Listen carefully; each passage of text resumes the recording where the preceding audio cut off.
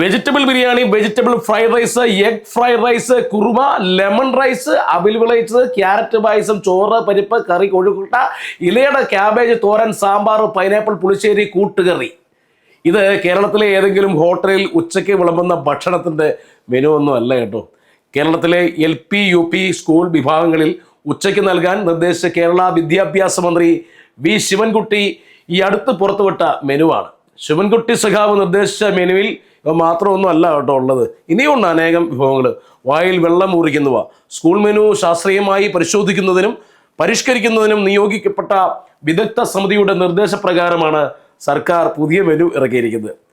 ഇത് ഒരു ദിവസത്തെ ഭക്ഷണമൊന്നുമല്ല, പല ദിവസങ്ങളിൽ കൊടുക്കേണ്ട ഭക്ഷണമാണ്. ഈ പറഞ്ഞ മെനുവിലെ കോമ്പിനേഷൻ ആവും ഓരോ ദിവസത്തിലും കുട്ടികൾക്ക് കൊടുക്കുക. ഇത് കണ്ടാൽ ആർക്കും ഒന്നുകൂടി സ്കൂളിൽ ഒന്ന് പഠിക്കാനൊക്കെ പോകാനൊക്കെ തോന്നും. എനിക്ക് നന്നായിട്ട് തോന്നുന്നുണ്ട് കേട്ടോ അതൊക്കെ കണ്ടിട്ട്. നിങ്ങൾക്കും തോന്നുന്നുണ്ടാവും. അത് മാത്രമല്ല, ഒന്ന് കൈയടിക്കാനും തോന്നുന്നില്ലേ? ഉണ്ട്, തോന്നും. ഇതാണ് ജനത്തിൻ്റെ കണ്ണിൽ പൊടി ഇടാനുള്ള ഇടതുപക്ഷത്തിൻ്റെ പതിവ് രീതിയുടെ ഏറ്റവും പുതിയ ഒരു ഉദാഹരണം.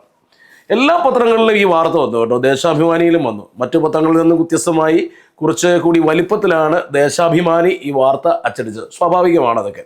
പക്ഷേ ഈ വാർത്തയ്ക്കൊപ്പം കൂടി കൂട്ടി വായിക്കേണ്ട ഒരു വാചകം കൂടിയുണ്ട്. ഇത്രയും വിഭവസമൃദ്ധമായ ഉച്ചഭക്ഷണം കുട്ടികൾക്ക് നൽകാൻ സർക്കാർ അനുവദിച്ചിട്ടുള്ള തുക കേട്ടാൽ നിങ്ങൾ തീർച്ചയായും ഒന്ന് ഞെട്ടും. LP സ്കൂളിലെ കുട്ടികൾക്ക് സർക്കാർ നൽകുന്നത് വെറും 6 രൂപയാണ് കേട്ടോ. 6 രൂപ 78 പൈസ. UP വിഭാഗത്തിന് 10 രൂപ 17 പൈസ. കുട്ടികൾക്ക് ഭക്ഷണം നൽകേണ്ട ചുമതല സ്കൂളുകളിലെ പ്രധാന അധ്യാപകനും മറ്റ് അധ്യാപകർക്കും കൂടിയൊക്കെയാണ്.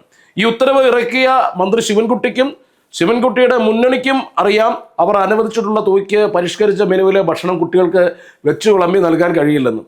ഞങ്ങൾ എന്ത് ചെയ്യും എന്ന് ചോദിക്കുന്ന സ്കൂൾ അധ്യാപകരോട് മന്ത്രി പറയുന്നുണ്ട്, അതൊന്നും എനിക്കറിയത്തില്ല, നിങ്ങൾ കൊടുത്തോളം. അധ്യാപകർ എന്ത് ചെയ്യാനാ പാവങ്ങൾ? ഒന്നുകിൽ കയ്യിൽ നിന്ന് എടുക്കുക, അല്ലെങ്കിൽ നാട്ടുകാരോട് ഇറക്കണം, അല്ലെങ്കിൽ വല്ല മോട്ടിക്കാനും പോകണം, അതും അല്ലെങ്കിൽ ഇത് മൂന്നും കൂടി ഒരുമിച്ച് ചെയ്യണം.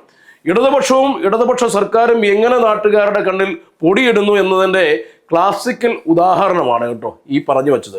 പരിഷ്കരിച്ച ഉച്ചഭക്ഷണ മെനു ഒന്നാം പിണറായി സർക്കാരും രണ്ടാം പിണറായി സർക്കാരും എങ്ങനെ ഇരുട്ടുകൊണ്ട് ഓട്ടയടയ്ക്കാൻ എന്നതിന് നടത്തിക്കൊണ്ടിരിക്കുന്ന ഗവേഷണത്തിൻ്റെ ദുരിതഫലം അനുഭവിച്ചുകൊണ്ടിരിക്കുകയാണ് ഇപ്പോൾ സ്കൂൾ അധ്യാപകർ. സാധുക്കളാണ് അവർ. തികച്ചും അപ്രായോഗികമാണെന്ന് ആർക്കും മനസ്സിലാകുന്ന ഒരു നിർദ്ദേശം കൊണ്ട് സത്യത്തിൽ ഇടതു സർക്കാർ വഞ്ചിക്കാൻ ശ്രമിക്കുന്നത് ഈ നാട്ടിലെ പാവപ്പെട്ട കുട്ടികളെയാണെന്ന് ഓർക്കണം. സ്വന്തം മക്കളെ ഒരിക്കലെങ്കിലും നെഞ്ചോട് ചേർത്ത് കൊഞ്ചിച്ചിട്ടുള്ള ആർക്കെങ്കിലും സ്കൂൾ കുട്ടികളെ ഇങ്ങനെ പറഞ്ഞു പറ്റിക്കാൻ ആവുമോ?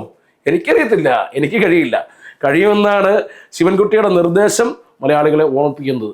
പത്രങ്ങളിൽ വർണ്ണമേറെ നിറച്ച ഒരു പരസ്യം കൊടുക്കുന്നതിന് വേണ്ടി ഭരണ നേട്ടങ്ങളുടെ പട്ടിക തയ്യാറാക്കുമ്പോൾ അതിലൊരു അക്കം കൂട്ടുന്നതിന് വേണ്ടി ന്യായീകരണ തൊഴിലാളികൾക്ക് ചാനൽ മുറികളിൽ വന്ന് വീമ്പ് പറയുന്നതിന് വേണ്ടി ഈ പാവം കുട്ടികളെ ഉപയോഗിക്കരുത്. മോശമാണത്.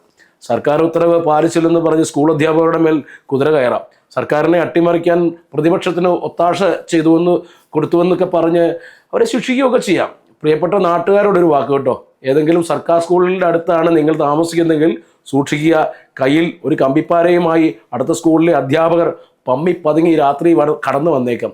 മന്ത്രിയപ്പൂപ്പനും കൂട്ടർക്കും ബാലശാപം ഏൽക്കാതിരിക്കട്ടെ. നന്ദി പ്രിയപ്പെട്ടവരെ.